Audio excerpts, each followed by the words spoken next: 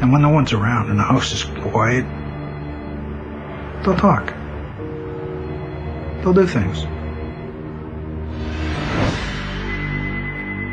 You could hear a phone ringing and her answering the phone, and you could hear her side of the conversation.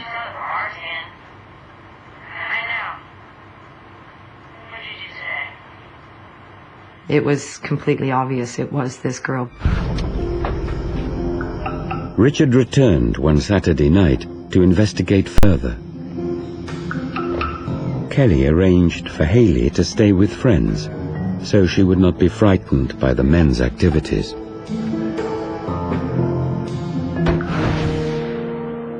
Al and Richard set up equipment in key locations around the house. We were running video upstairs. We had tape recorders recording upstairs. We had tape recorders downstairs operating. Richard's wife came round to keep Kelly company. I'm going to go get the coffee, and if you don't mind... They decided a game of cards would help pass the time.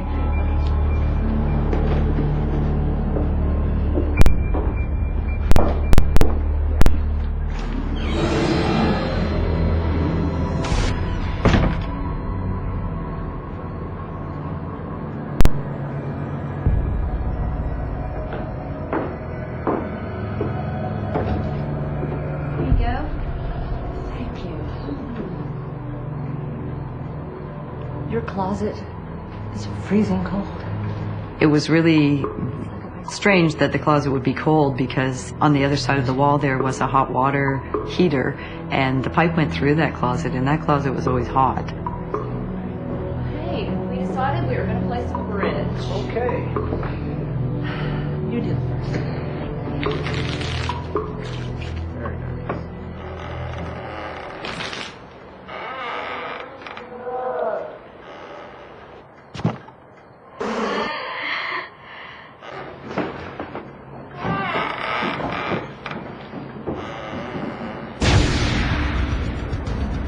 Al and Richard were eager to listen to the tapes.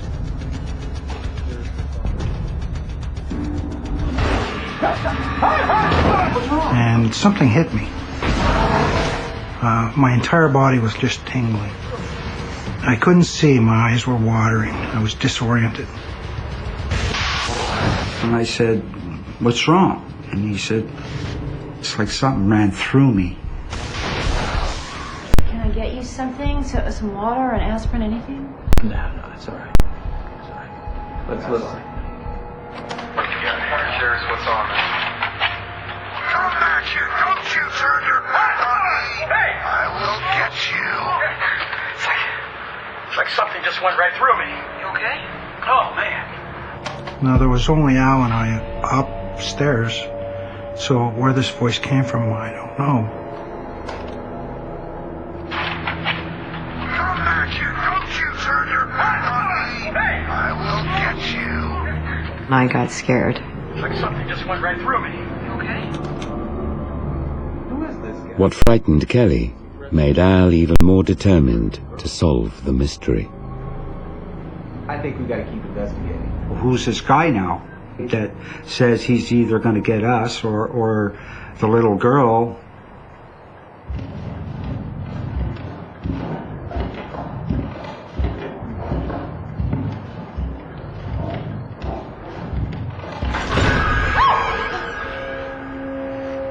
This door has no habit of opening by itself. Kelly and Richard's wife, they said, "That's enough. We're not staying here tonight." It was that bad. Everybody was just too scared.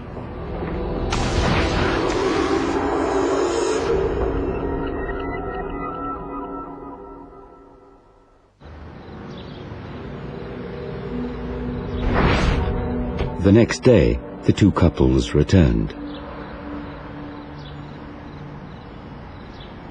I don't know, Kelly remained unnerved. Richard and I'll check it out first. I was too afraid at that point to learn any more that was going on. Al and Richard prepared to face the unknown.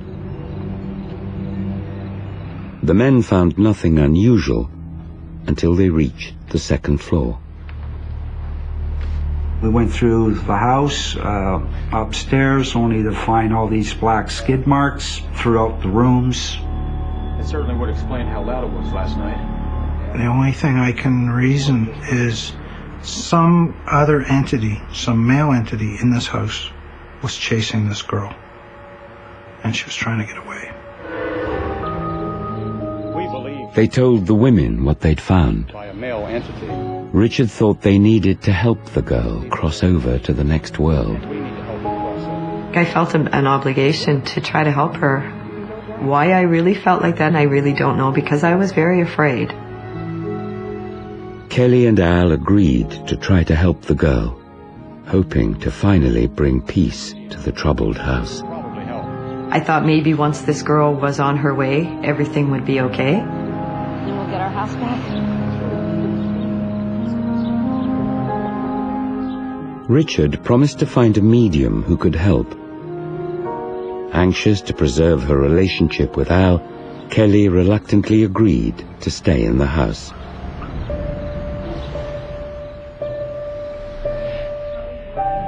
A few days later, Richard brought a medium. She claimed to have helped hundreds of spirits cross over. I was pregnant at the time, and I said, you know, will something bad happen? You need to be here, okay? Don't worry, we're going to say a prayer for you and protect you. And she said no, that she thought it was very important for me to be there and be part of this. We all joined hands and she prayed for our safety. She really seemed like she knew what she was doing. Amen. Amen. Let's be seated.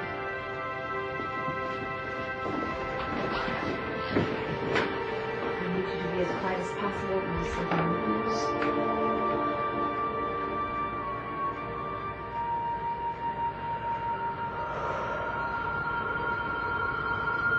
She kind of went into a trance.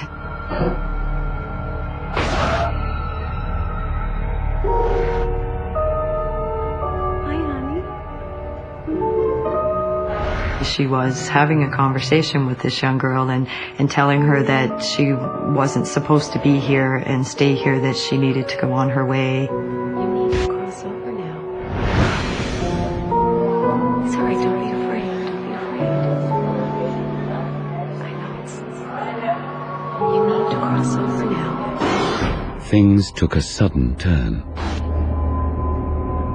There's a negative entity that just entered the room.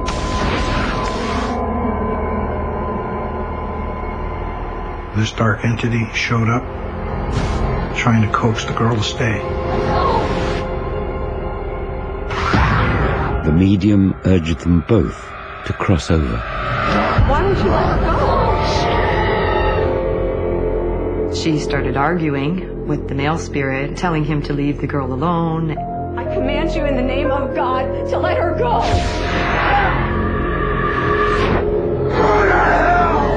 Fine. Then you just... Then she yelled at this male spirit to go rot in his own hell.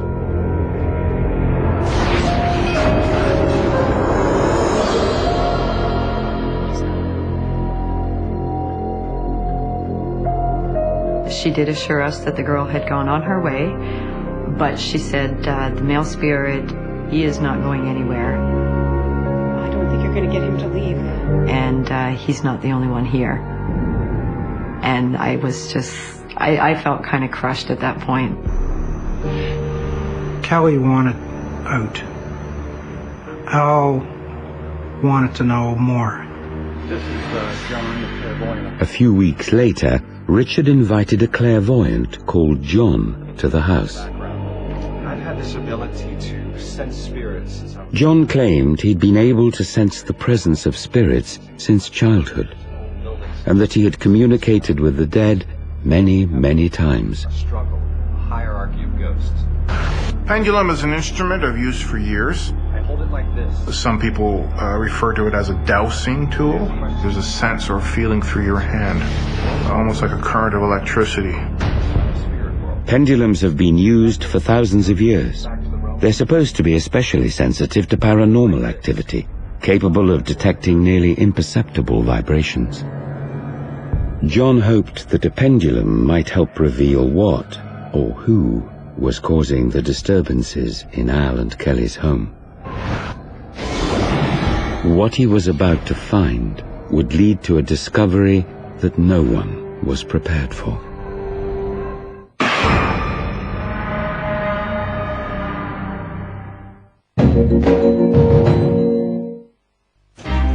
For a medical examiner, he's got all the parts it looks like God gave him. the body is a crime scene. Well, I'll be darned. Don't have to look at his brain. Because even if the dead can't talk, I knew it was going to be a hard case. they can still speak volumes. These two are both homicides. Had no evidence of carbon monoxide, certainly a lethal wound. Dr. G, Medical Examiner, a brand new series, Thursday at 9 on Investigation Discovery. You can wear gloves, wipe the surfaces clean, destroy the evidence, and dispose of the remains. But you better not miss a spot, because you can be sure forensics won't. Extreme Forensics, a brand new series, Friday at 9 on Investigation Discovery.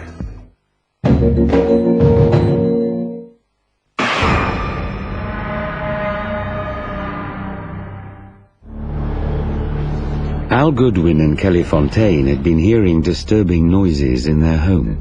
Paranormal investigator Richard Palmisano had called in help.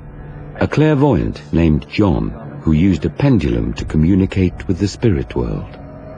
John explained that he would ask questions, and that spirits in the house would respond by moving the pendulum clockwise for yes and counterclockwise for no. I've had it moving so strongly that I've had to actually hold on, or it would have flown out of my hand.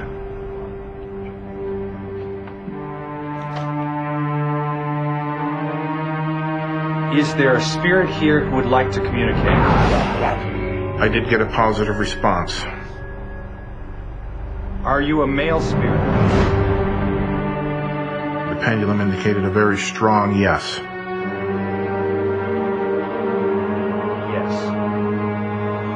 Can you tell me about it? And then all of a sudden, boom,